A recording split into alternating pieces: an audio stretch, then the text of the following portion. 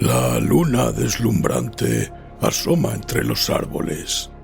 La oscuridad de la noche lo inunda todo, y una tenue niebla comienza a aparecer. Adéntrate en el bosque, busca el árbol viejo, siéntate a su lado. Ponte cómodo, cierra los ojos y escucha la historia que traen hasta ti las criaturas de la noche. Bienvenidos. Estos son los cuentos del bosque oscuro.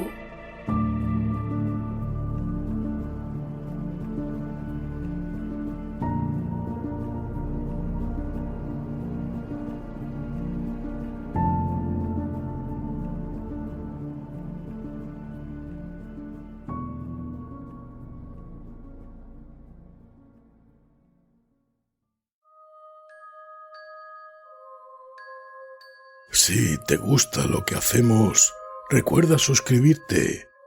Es totalmente gratuito y estarás al tanto de la aparición de nuevos audios. Y recuerda darle a me gusta antes de que acabe el audio, que no se te olvide. Quién sabe qué horribles pesadillas nos aguardan después.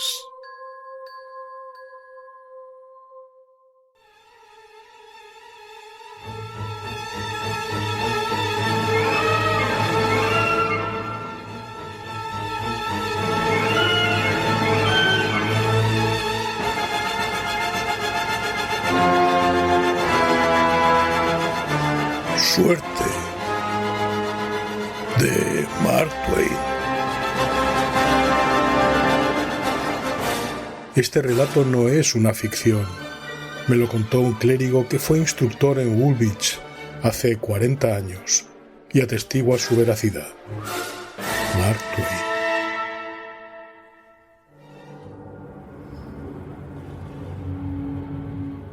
En cierta ocasión asistí en Londres a un banquete celebrado en honor de uno de los 2 o 3 militares ingleses más destacados e ilustres de esta generación. Por razones que se entenderán más adelante, ocultaré su nombre real y títulos bajo los de Teniente General Lord Arthur Scoresby, Cruz Victoria, Caballero de la Orden del Bath, etcétera, etcétera. Qué extraordinaria fascinación produce todo nombre célebre. Sentado ante mí en carne y hueso estaba el hombre del que había oído hablar infinidad de veces desde el día en que, 30 años atrás, su nombre había saltado de repente a la gloria en un campo de batalla de Crimea, una gloria que ya no le abandonaría nunca más. Miraba y miraba a aquel semidios y sentía con ello saciarse mi hambre y mi sed. La serenidad, la reserva y la noble gravedad de su rostro. La sencilla honestidad que impregnaba todo su ser, la dulce inconsciencia de su grandeza, inconsciencia de los miles de ojos fijos admirativamente en él, inconsciencia de la honda, afectuosa y sincera adoración que brotaba de todos los corazones y manaba hacia él. El clérigo que se sentaba a mi izquierda era un viejo amigo mío, pero antes de vestir el hábito había pasado la primera mitad de su vida en el campamento y en el campo de batalla como instructor en la escuela militar de Woolwich. Justo en el momento en el que le hablaba de aquel gran personaje, vi centellear en sus ojos una velada y singular luz. Se inclinó hacia mí y murmuró confidencialmente, haciendo un gesto en dirección al héroe del banquete. «Entre nosotros es un completo idiota». Su sentencia constituyó una gran sorpresa para mí. Si el sujeto hubiera sido Napoleón, o Sócrates o Salomón, mi asombro no podría haber sido mayor. Pero yo era muy consciente de 2 cosas: que el reverendo era un hombre de la más estricta veracidad y que sabía juzgar muy bien a las personas. Por consiguiente, tenía la certeza, más allá de cualquier género de dudas, que el mundo estaba equivocado con respecto a aquel héroe. En realidad, era idiota. Y me puse a averiguar en su debido momento cómo el reverendo, por sí solo y sin ayuda de nadie, había descubierto el secreto. La ocasión se presentó pocos días más tarde, y esto es lo que me contó el reverendo. 40 años atrás Yo era instructor en la Academia Militar de Woolwich. Estaba presente en una de las secciones cuando el joven Scoresby se presentó al examen de ingreso. Enseguida sentí una gran lástima por él, ya que el resto de sus compañeros contestaba con brillantez y desenvoltura, mientras que él, Dios bendito, él no sabía nada, lo que se dice nada. Era sin duda un muchacho bueno, dulce, adorable e ingenuo. Y por ello me resultaba muy penoso verlo allí plantado, sereno como una imagen tallada, dando unas respuestas que eran un auténtico prodigio de estupidez e ignorancia. Sentí crecer en mi interior toda mi compasión para ayudar a aquel muchacho. Me dije que, cuando se examinara de nuevo, volvería sin duda a ser suspendido, por lo que intentar mitigar su caída en lo posible no sería más que un inofensivo acto de caridad. Lo llevé aparte y pude comprobar que sabía algo sobre la vida de César. Y como a eso se limitaban sus conocimientos, me puse manos a la obra y lo adiestré como a un galeote sobre una serie de preguntas referentes a César que los examinadores solían hacer. No me creerá, pero ese día Scoresby superó el examen con las más altas calificaciones. Aprobó con ese relleno puramente superficial e incluso recibió felicitaciones, mientras que otros, con conocimientos muy superiores, fueron suspendidos. Por algún extraordinario accidente de la fortuna, de esos que no es probable que ocurran 2 veces en el mismo siglo, no le hicieron una sola pregunta que se saliera de los estrechos límites de lo aprendido. Fue algo pasmoso. En fin, durante todo ese curso me mantuve a su lado, mostrando hacia él un sentimiento parecido al de una madre por su hijo tullido. Y Scoresby se salvaba siempre, y siempre por puro milagro, o así lo parecía. Más tarde pensé que lo que le dejaría en evidencia y acabaría por fin con él serían las matemáticas. Decidí endulzar su muerte cuanto me fuera posible y comencé a atiborrarle de conocimientos relacionados con el tipo de preguntas que era más probable que hicieran los examinadores. Después lo abandoné a su suerte. En fin, señor, intente imaginarse el resultado. Para mi consternación, Scoresby consiguió el primer puesto, y con ello una clamorosa ovación de reconocimiento. ¿Dormir? No logré pegar un ojo en una semana. Mi conciencia me atormentaba día y noche. Yo había obrado tan solo por caridad y con el fin de ayudar al pobre muchacho en su caída. Ni siquiera en sueños habría pensado que pudieran darse resultados tan absurdos. Me sentía tan culpable y miserable como Frankenstein. Teníamos allí a un completo zopenco al que yo había colocado en el camino de las promociones rutilantes y de las grandes responsabilidades, y solo podía esperarse una cosa: que él y sus responsabilidades se desmoronaran juntos a la primera oportunidad. Acababa de estallar la guerra de Crimea. Pues claro, me dije, tenía que haber una guerra. No podíamos continuar en tiempos de paz y permitir que aquel asno muriera sin quedar antes al descubierto. Esperé el terremoto y llegó. Y a mí casi se me cayó el alma a los pies. Scoresby había sido promocionado para la capitanía de un regimiento que marchaba al frente.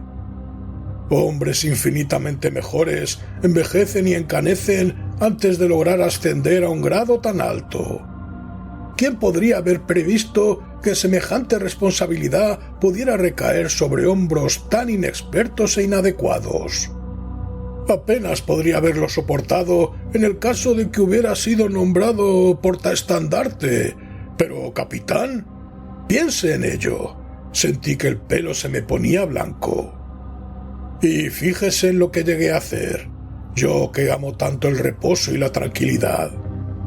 Me dije a mí mismo que ante el país yo era responsable de aquello, por lo que debía mantenerme muy cerca de Scoresby para proteger a mi patria de él en todo lo que me fuera posible.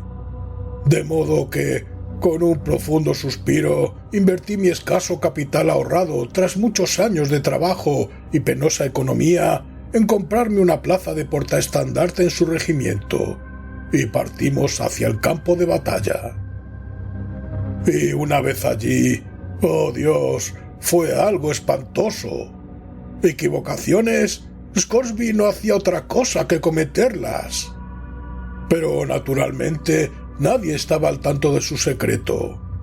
Todos lo contemplaban bajo un prisma erróneo y por fuerza malinterpretaban todas sus acciones. Así pues, consideraban sus estúpidos disparates como inspiraciones geniales. ¿En serio? Sus errores más leves habrían hecho llorar a cualquier hombre en su sano juicio. Y a mí me hicieron llorar, y también rabiar y desvariar en privado.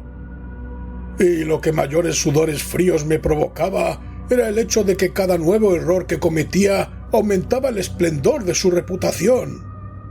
Yo no paraba de repetirme que llegaría tan alto que cuando al fin se descubriera la verdad, aquello sería como la caída del sol desde los cielos. Fue ascendiendo de grado en grado por encima de los cadáveres de sus superiores, hasta que al final, en el momento más álgido de la batalla, cayó nuestro coronel. Sentí como el corazón se me subía a la garganta, porque Scoresby era quien lo seguía en rango. «Ahí lo tienes», me dije. «Dentro de 10 minutos estaremos todos en el infierno». La batalla era terriblemente encarnizada. Los aliados retrocedían poco a poco en todos los frentes. Nuestro regimiento ocupaba una posición vital. Una sola equivocación significaría la aniquilación total. Y en ese crucial momento, ¿qué cree que hizo aquel inmortal necio? Pues retirar al regimiento de su posición y ordenar una carga contra una colina cercana, donde no había siquiera la sombra de un enemigo. «Ya está», me dije, «este es el fin». Y allá que fuimos, y bordeamos la colina antes de que aquel delirante movimiento pudiera ser advertido y detenido. ¿Y qué encontramos al otro lado? Pues a todo un insospechado ejército ruso de reserva. ¿Y qué ocurrió? ¿Nos aniquilaron? Eso es lo que por fuerza habría ocurrido en 99 de cada 100 casos. Pero no, aquellos hombres, ante lo absurdo del ataque, pensaron que un regimiento aislado no podía ir allí a pastar en semejante momento. Debía tratarse necesariamente del ejército inglés en su totalidad, con lo que la astuta táctica rusa había sido descubierta y anulada. Así que pusieron pies en polvorosa en medio de una gran confusión, subiendo por la colina y bajando hasta el mismo campo de batalla, y nosotros detrás de ellos.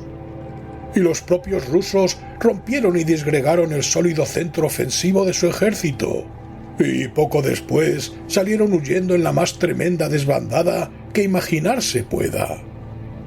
Y así los aliados vieron cómo su derrota se convertía en una victoria magnífica y arrolladora. El mariscal Canrobert había contemplado todo lo ocurrido, aturdido por el asombro, la admiración y el gozo, e inmediatamente hizo llamar a Scoresby y lo abrazó y lo condecoró en el mismo campo de batalla ante todos los ejércitos. ¿Cuál había sido la equivocación de Scoresby en aquella ocasión? Pues sencillamente confundir su mano derecha con la izquierda. Eso fue todo. Le habían ordenado retroceder y apoyar el flanco derecho. En lugar de ello, retrocedió hacia adelante y bordeó la colina de la izquierda. Pero la fama conquistada ese día como fabuloso genio militar le valió la fama y la gloria en todo el mundo, que perdurarán incólumes mientras haya libros de historia. Scoresby es todo lo bueno, dulce, adorable y humilde que puede ser un hombre, pero no sabe volver a casa cuando llueve. Esa es la auténtica verdad. Es el mayor asno que existe en todo el universo. Y hasta hace media hora esto era un secreto compartido entre él y yo. Scoresby se ha visto favorecido día tras día y año tras año por la suerte más fenomenal y asombrosa que pueda imaginarse. A lo largo de todas las guerras de nuestra generación, ha sido nuestro soldado más brillante. Su carrera militar no ha sido más que una sucesión de tremendos errores, y no ha habido uno solo que no lo haya convertido en caballero, en baronet, en lord o en lo que sea. Mire su pecho, todo revestido de condecoraciones, tanto nacionales como extranjeras. Pues bien, señor, cada una de ellas es el recordatorio de una u otra supina imbecilidad, y todas juntas la prueba irrefutable de que en este mundo lo mejor que le puede ocurrir a un hombre es nacer con suerte. Y le repito, tal como le dije en el banquete, Scoresby es un completo idiota.